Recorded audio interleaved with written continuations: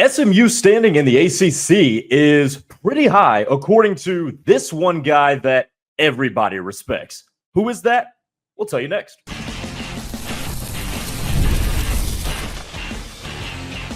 You are Locked On SMU, your daily podcast on the SMU Mustangs, part of the Locked On Podcast Network, your team every day.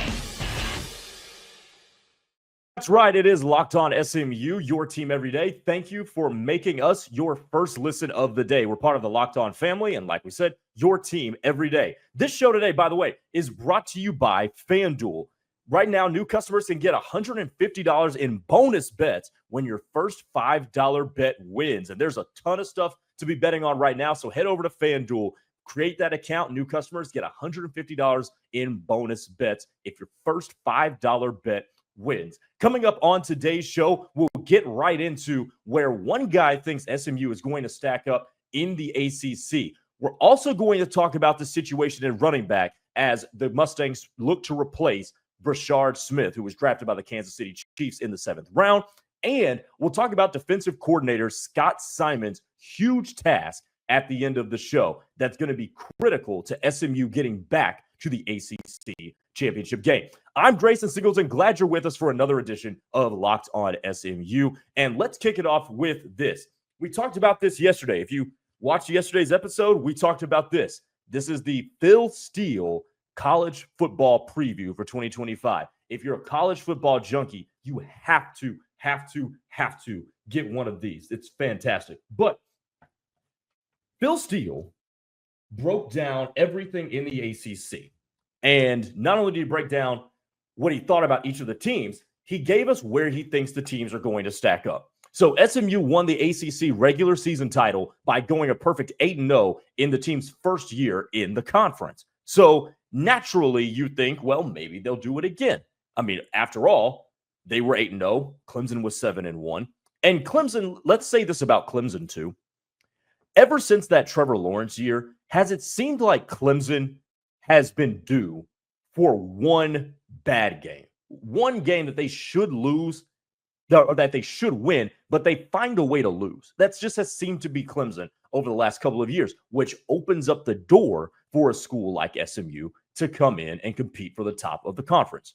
Well, here's what Phil Steele has to say about SMU and how he thinks SMU is going to finish in the ACC this year. He's got them second.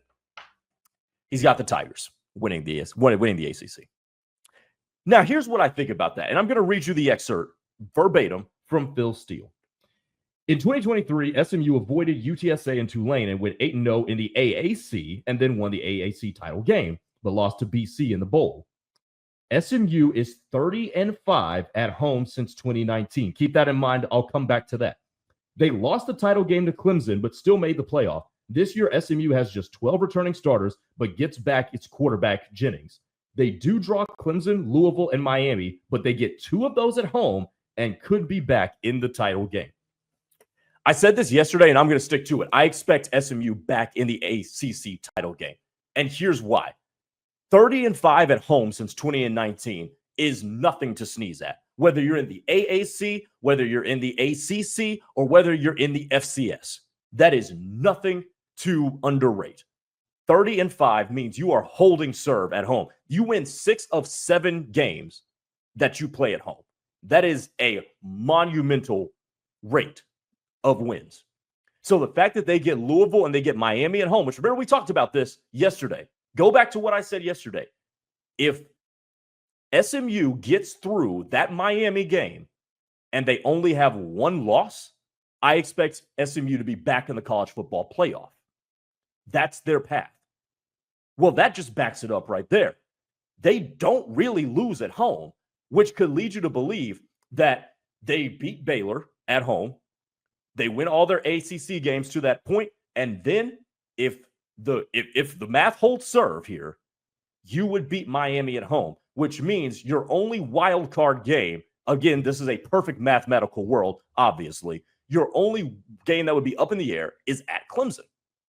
This would look a hell of a lot better if you got both Clemson and Miami at home, but that's not the case. So let's just say you win all of your home games because essentially SMU's losing one game, maybe one every year, but mainly every other year, really. So let's say that happens and you beat Clemson. That's all that's left to do to solidify you back as one of the final two in the ACC Championship game. So the path is there, and historical precedent would say it. Now, here's why I'm confident that they will end up back in the title game. Because I believe in Rhett Lashley, and I believe in the continuity between offensive coordinator and the returning quarterback, Kevin Jennings. I believe in that. You've got receivers coming back. I think they're going to figure out a running back, which we're going to talk about in the next segment. But I believe they're going to figure that out. But with Kevin Jennings coming back for another year in the same system, he's got talent, he's got size, he's got mobility. I love his arm. All he really has to grow at as a quarterback is upstairs. And if you got continuity with your offensive coordinator, that makes that growth process that much easier to accomplish. So I'm betting on he gets better at going through his progressions. I'm betting on that he gets better at going through his reads, reading a defense, processing information pre and post snap, being more decisive as a decision maker, getting the ball out to guys who can really go make some plays. That includes the running backs and the wide receivers and tight end RJ Maryland as well. I'm betting on that. And I'm also betting on this senior-laden offensive line. Of the projected starters, 4 of them are seniors, and one of them being a transfer from Oklahoma. But I believe in that. I believe in the veterans up front. And when it all comes down from coach to play caller to quarterback, and you believe in that sort of continuity, that's how you end up with a really big season. Also coming back for SMU, by the way, is that they've got guys returning on defense that I think are playmakers. I think they've got 2 good edge rushers coming back. And Isaiah Nakomia, the safety, coming back. I think that is massive, especially because of what you lost at linebacker. So I do think they have the critical pieces coming back. Again, only 12 starters returning. That's not usually something that bodes well and generates a lot of confidence. I understand that. That if you just look at the raw number 12 returning starters, 12 out of 22, that probably doesn't make you the most confident. But I think they've got the right 12 coming back. And more importantly, keep this in mind too, one of the more underrated developments of the college football offseason was that Rhett Lashley kept both of his coordinators. I think that is huge because how many times in college football and in the NFL too, by the way, do you see a team that goes on a heater that wasn't expected and all of a sudden everybody wants to purge from them? Everybody wants to go, somebody like a Ohio State might go try to get, let me go get SMU's defensive coordinator. Or let me go get, or Penn State, who hired a new defensive coordinator, by the way, hired Jim Knowles. Somebody like that says, let me go get this new guy that helped turn this program around, and now they're competing for national championship. How many times do we see that? Well, that didn't happen this time. So at the right spots, they got the right dudes coming back. And that, I think, is just going to continue to grow the progression. And it also lends to working younger guys back in. Because whether you were a sophomore last year, a true freshman last year, or a redshirt freshman last year, you've been in the system. You're not learning anything new. You're just getting better in it. And that's where SMU is. And that's why I think they got the right starters back. They got 12. They got 12 returning starters. But some of the guys that are going to be elevated this year were guys that were also in the program. That's why I think you can't always just look at the raw number that Phil Steele gave. If you ever read this magazine, by the way, there is so much information that is on one page. Like, he can't go through all of that. But that's why you're here on Locked On SMU, because we can go beyond just the raw number that's on the magazine page.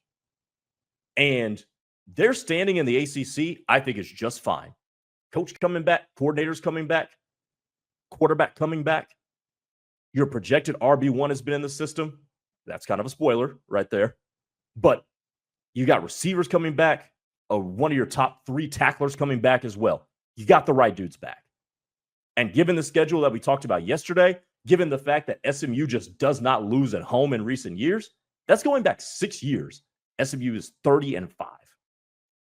I like SMU to end up back in the ACC Championship game. And like I said yesterday, if they get through that stretch where they get out of the Miami game with only one loss, I expect them back in the college football playoff. Coming up next, Phil Steele has also issued his prediction at who's going to be the starting running back this year as the Mustangs try to replace Brashard Smith. We'll talk about that on the other side. Keep it here, Locked On SMU. This show today is brought to you by FanDuel. Summer sports are in full swing, and whether you're all about baseball under the lights, golf on the green, or even that soccer action that's really been going crazy over the past couple of months or so, FanDuel is the best way to make every game even more exciting. You're already following the action, so why not try to make it a little bit more thrilling and get yourself a little cash? With FanDuel, you can get in on the game while your friends are getting sunburned on the beach. I've been using FanDuel to track my favorite matchups, and the app keeps it fresh with new daily promotions every single day and fun ways to bet. New to FanDuel, new customers can bet just $5 and get $150 in bonus bets if your first bet wins. So open the FanDuel app today or visit FanDuel.com to get started with FanDuel. Welcome back to Locked On SMU, and since you have stayed this long, go ahead and hit this like on this video so we can continue to grow this channel. And by the way, subscribe as well. Be sure to share this with your friends. Share it on Twitter, on Instagram, whatever. You can find me on Twitter, by the way, at Gray_Singleton2. It's right there at the bottom, right below my name. There it is, Gray_Singleton2. That's my Twitter handle. Okay, Phil Steele issued his projection on perhaps the most interesting and intriguing battle going into fall camp for the Mustangs. And that battle is at the position of running back. Last year, SMU had their bell cow, the solidified number one. That was Brashard Smith, who was impressive. By the way, he was so impressive that even though he was a 7th-round draft pick by the Kansas City Chiefs, word out of Kansas City is that staff loves what they got in Brashard Smith. So he could potentially be a day one contributor, if not the day one RB1 for the Chiefs. But who's going to be the day one RB1 for SMU, for the Ponies? Well, Phil Steele put in his projection, and it is redshirt freshman Derek McFall, 5'11", 180 pounds. Now, SMU's entire backfield has been retooled with veterans as well. You look at a guy like TJ Harden coming over from UCLA. You got the guy coming over from Miami, Chris Johnson, as well. So they've retooled with veterans. Now, one might expect that, okay, well, you just give it off to a veteran instead of a redshirt freshman. No. Not in this case. Derek McFall is a lot more talented than TJ Harden and Chris Johnson are. I like Derek McFall because here's what Derek McFall brings. Derek McFall brings the explosiveness, the big play ability that I don't think the other guys have proven that they have. Now, Derek McFall's opportunities have been limited, but when you look at his skill set compared to that of Harden and Johnson, both of whom are bigger dudes and could be better utilized in short yardage situations, I think McFall has the inside track, potentially because, like we talked about in the last segment, he's been in the program. He's the guy, by the way, that I kept harping upon that is a new starter that's already been in the program. I think he can provide some really big upside for this team as the RB1. Now, don't get misconstrued. I like the pickup of TJ Harden and Chris Johnson. I think those dudes are going to be really, really good. And I think they're going to be very, very useful in the offense, particularly if you talk about the contrast of lightning and thunder, McFall to Harden, McFall to Johnson, and the fact that you have three of them too. Because we know in college football, you need more than just one capable running back. But here was Chris Johnson and TJ Harden's measurables. TJ Harden's 6'2", 210 pounds. Chris Johnson is 6 foot, 180 pounds. And neither has numbers that are going to blow your doors off from their previous institutions. But they're veterans, they're durable, they're capable. And by the way, they're kind of reliable too. And the fact that you're going to have big bodies to complement a dude like a Derek McFall, who is 5'11", 180. Here's what I would compare this to, by the way. Let's do this exercise. What's the best 1-2 punch in the NFL? Can you name one? I can. They don't call themselves Thunder and Lightning. They call themselves something else. And like one of them Sonic, the other another character from Sonic the Hedgehog that I can't really recall off the top of my head because it's been, I don't know, 10 years since I watched that show. But Jahmyr Gibbs and David Montgomery over there in Detroit is a pretty good example of why you could use a 1-2. Because they bring different styles, different running styles, different ways to catch the ball out of the backfield too. Because all of these dudes that I just mentioned on the Mustang depth chart have a skill set that is pretty versatile. They're not one-trick ponies, no pun intended. So if you can get the most out of those guys, by the way, not wear down one of them, I think you're going to be in a pretty good spot. But another thing I agree with Phil Steele with. Phil has SMU going back to the ACC title game. 1-0, Phil Steele versus Grayson. Now we're 2-0 here.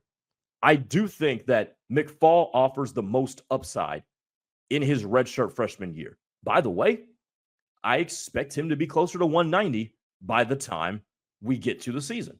So he's going to have a little bit more size on him and hopefully will still retain some of the elusiveness, that he has shown flashes of in limited action in his freshman year. So I like where they sit here in terms of who's going to be lining up next to Kevin Jennings at running back. But that's going to be a battle, I think, that is going to carry on all throughout fall camp. It's going to be one of the main talking points as we go through fall camp and approach the season. And I know people that write about SMU have already done that, by the way. Some of whom we're going to try to get on the show, by the way. But I think that's something to really, really keep an eye on as we continue to go through fall camp, is who's going to emerge as that RB1. But if I'm going to make a prediction today on July 9th, I'm going to go with the redshirt freshman Derek McFall, and I think he's got the best chance to do that. And I think he's going to be the highest upside dude this season in 2025. Okay, coming up next, to wrap up the show, Scott Symons has an interesting task ahead of him. We'll talk about that next and what that means and where that makes SMU fall in some rankings as we close out this episode of Locked On SMU. Keep it here.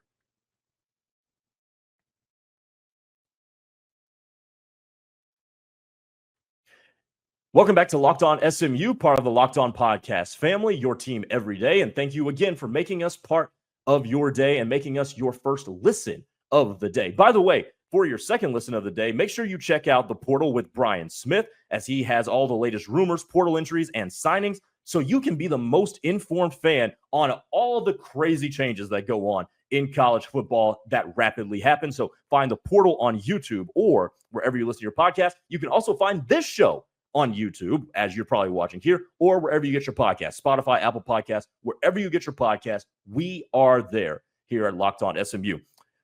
I'm Grayson Singleton. Glad you're back with us. Okay, so Scott Symons has an interesting task ahead of him. And Phil Steele hinted on this in his summary of SMU. So I want to go back to the article that we started the show reading from. They lost the title game to Clemson, but still made the playoff. This year, SMU has just 12 returning starters, but gets back its quarterback. Okay, so if you stop right there, your first question probably is, okay, who are the returning starters? Well, we talked about some of them, that they might be the right ones. Here's what he had to say about linebacker. This year, they lose the top two tacklers in Wilson and Walker, both who were very good. Plus, they lost nickelback Cale Sanders. They add second-team All-AAC Zakai Barker, who had 86 tackles at East Carolina, and returned the number 6 tackler Alex Kilgore, but are weaker with the loss of all three starters. This is Scott Symons' big task.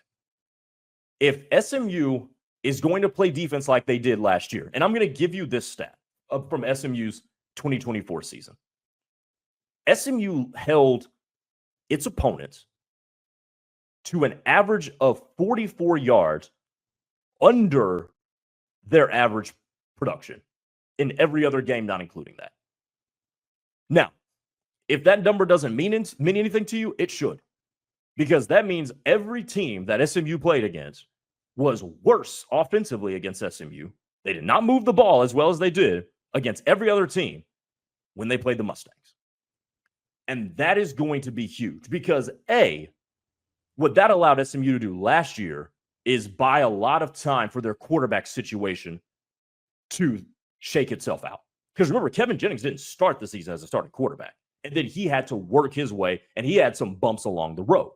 So the offensive side of the ball last year for SMU was not the prettiest thing, nor was it the most cohesive transition from Preston Stone, who's now at Northwestern, to Kevin Jennings. But you also lose the upstairs. You lose the brains of those defense, especially when you lose linebackers, which is why I think returning Isaiah Nokobia at safety is huge. That's another defensive veteran leader that you were able to keep around. So his return is massive. But you brought in a guy who was one of the best tacklers in the AAC last year in Zakai Barker, who I think Zakai Barker, he's got good size on him. You probably wish he was a little bit taller because he's listed at 5'11". So you're kind of lacking there. But in terms of a guy who's been one of the captains of a defense and a guy who's ready to slide in and take over a leadership in Scott Symons' defense, I think you hit it pretty well there. Also returning for SMU, who's going to be besides Zakai Barker, is Alex Kilgore, who's going to be a junior, who's going to be in his second year. He's going to be in his second year in this program. Now, he made some contributions on special teams, but he's taking a big jump.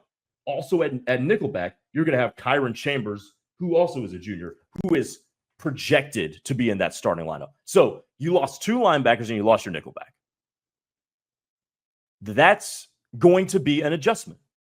And Scott Symons, if his defense is going to perform at the level that it performed last year, he has got to make sure his linebackers are on point.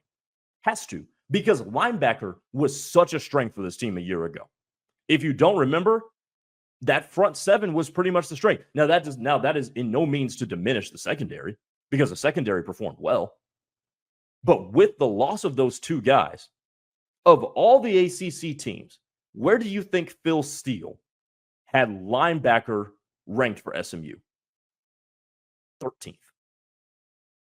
Phil Steele right now is not confident in the linebacker group right now for SMU. And there's so much unproven there that it's really hard to blame him. But if Zakai Barker can step in and become a 100 tackle guy, maybe 95, Alex Kilgore takes that next step from being a guy on special teams who could contribute and make tackles to now a guy who's making tackles in open space in games against Clemson and Miami. Okay, now we got something. And your defense should be back to where it was. Now, is SMU going to hold its opponents to 44 yards below its average output next year? That seems like a very difficult thing to duplicate. That's one of those things where maybe it ends up being 25, because 44 is that is insane. That's incredible production from your defense. So maybe they don't duplicate that. But if Scott Symons can get stuff out of his linebackers, his new linebacker core, who seem like some smart dudes, and one guy and a couple guys who have been in the system already, like we talked about in the first segment, I think this defense can resemble the unit from a year ago. But with Kevin Jennings continuing his ascent and his progression as a quarterback, and by the way, there is something to be said for when a quarterback comes into the year as the starter, because he did not come into 2024 as a starter. That was Preston Stone, and then Kevin Jennings took over.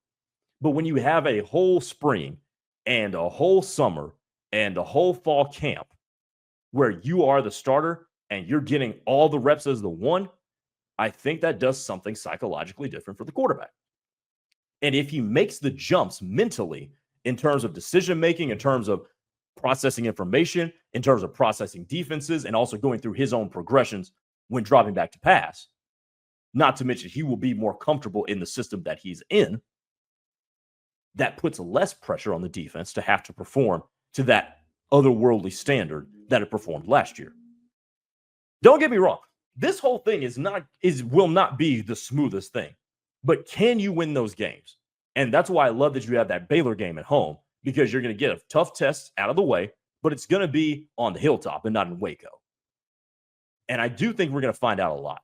We may not find out everything, but if it looks good and they get out of there with a win, we're going to have a lot of positive things to talk about on that next Sunday and Monday about SMU football if they start the season 2-0. Obviously, you've got the game against Missouri State before you go on the road to Fort Worth to take on TCU. But I am confident with what they have coming back and what they added, because I think Zakai Barker can be a really good player and Alex Kilgore can take that next step on defense in Scott Symons' defense, not to mention the fact that Scott Symons is just a good defensive coordinator in his own right. I think SMU is still poised and situated very well to where they can go back to the ACC Championship game, maybe even get to the mountaintop this time, and maybe at that point you see what happens in the CFP. But I do expect them to be one of the two teams in Charlotte for the ACC Championship game.